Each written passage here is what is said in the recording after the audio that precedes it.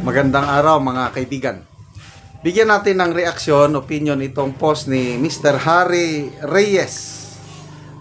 Sabi niya, PBBM, natagpo ang nag-iisang head of state na umattend sa 70th session ng United Nations Commission on Women.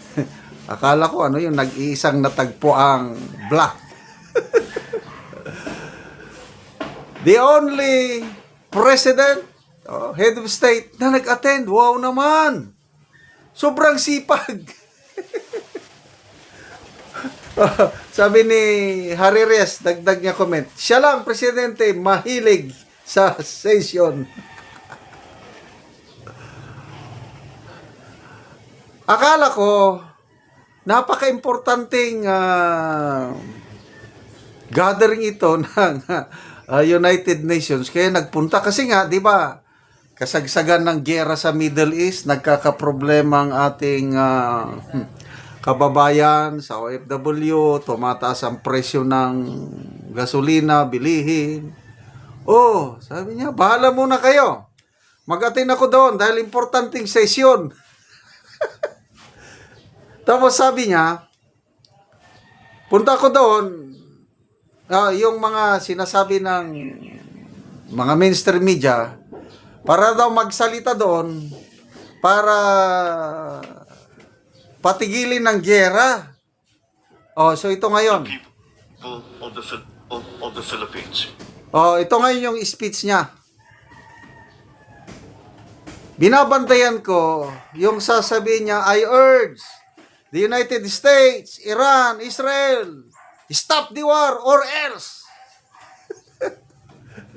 Puros women man ang sinasabi niya. In fairness sa ating mga kababaihan, kailangan natin proteksyonan ang ating kababaihan.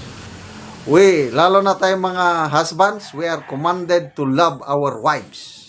In the same way that Christ loved us. Agape ang tawag doon. Selfless love. Dapat mahalin natin ang ating mga kababaihan. Command yan ng Diyos.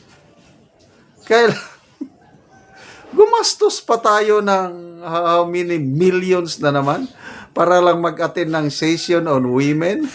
Okay lang sana kung talagang nagsalita siya na patigilan ng giyera. Wala man Pakinggan nyo Ito, speech on women.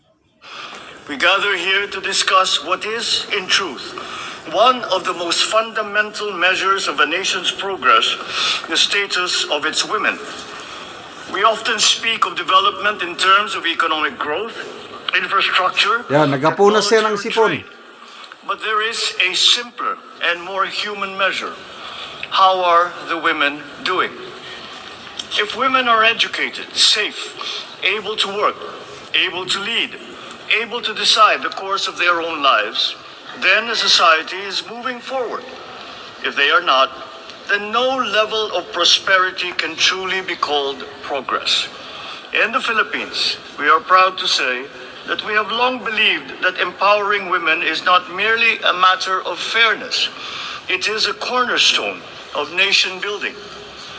Filipino women have always stood at the center of our national life, as leaders in government and business, as innovators, educators, health workers, entrepreneurs, and as a steady strength within families and communities. Their contributions continue to shape our democracy, our economy, and our national character. Our country has worked consistently to translate this belief into policy, strengthening protections for women, expanding opportunities for education and employment, and promoting women's leadership across all sectors of society. But even as we take pride in this progress, we recognize that the journey towards full equality, both in our country and around the world, is far from complete.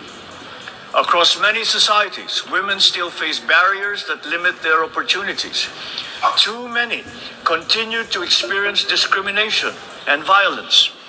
Too many girls are still denied the education that will allow them to shape their own futures. And that is why the work of this commission remains as vital today as it was 70 years ago. Education must remain at the center of all our efforts. When a girl is educated, the benefits extend far beyond the individual. They strengthen families, uplift communities, and expand the possibilities of entire nations. Economic empowerment is equally essential. Women must have access to employment, to finance, to entrepreneurship, and to leadership. Societies that fully include women in economic life are not only more just, they are stronger, they are more resilient. And we must remain united in confronting violence against women in all its forms. Violence erodes dignity, weakens communities, and undermines the very foundations of our justice. But beyond laws and institutions, we must also address the attitudes and assumptions that continue to limit women's roles in many parts of the world. True equality requires not only policy change, but cultural change. Excellencies, the world today faces many challenges: conflict, climate change, economic uncertainty, and rapid technological transformation.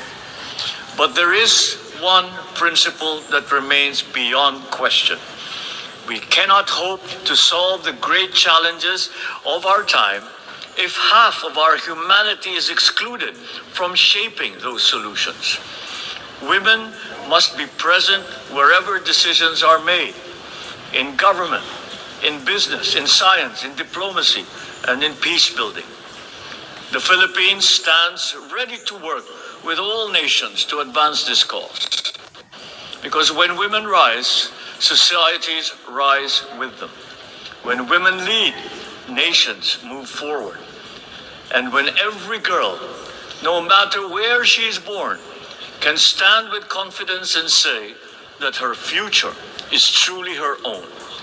And then we will know that we have built not only a more equal world, but a better one for all of humanity. Thank you and mabuhay. O yun, may narinig ba tayo na nananawagan siya na ipatigil ang gera? Wala naman ah. Ayan ang sinasabi.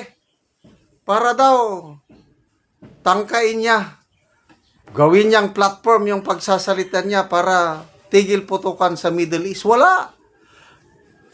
Correct me. I'm sorry. Importante yung about women. Importante. Kaya lang, pwede ka namang magpadala ng representative mo. Para ba? Kasi lahat na nag-attend are representative, ministers or so. Siya lang ang presidente. Wow naman ang sipag ng presidente natin. Nag-attend ng 70th session on women. Palakpak naman dyan. Mahilig talaga sa session. Salamat mga kaibigan sa inyong pagsubaybay sa ating channel. Nakakatulong kayo ng malaki sa Tribong Talandig ng Bukidnon. Dahil ang income natin sa channel na ito is pantulong po sa tribo. Namimigay tayo ng libreng yero at pako para makapagpatayo sila ng mas maayos na tirahan. Kaya panoorin nyo ang video na ito. Namogero. Okay, salamat ana yung nag-sponsor. Sa pagtutok.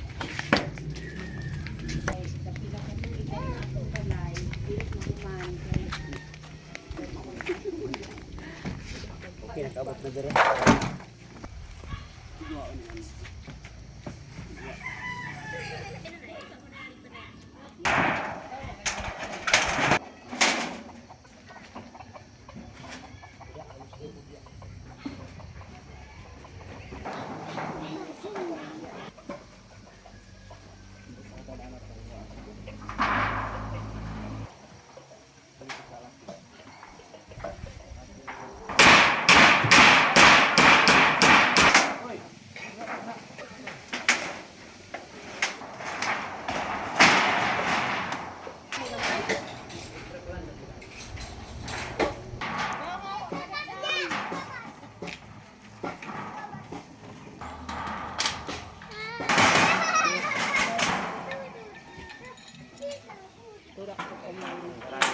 Aron naman na gyud sa pag-ato. Hindot na gyud nga tanawon. sa nag-sponsor aning sin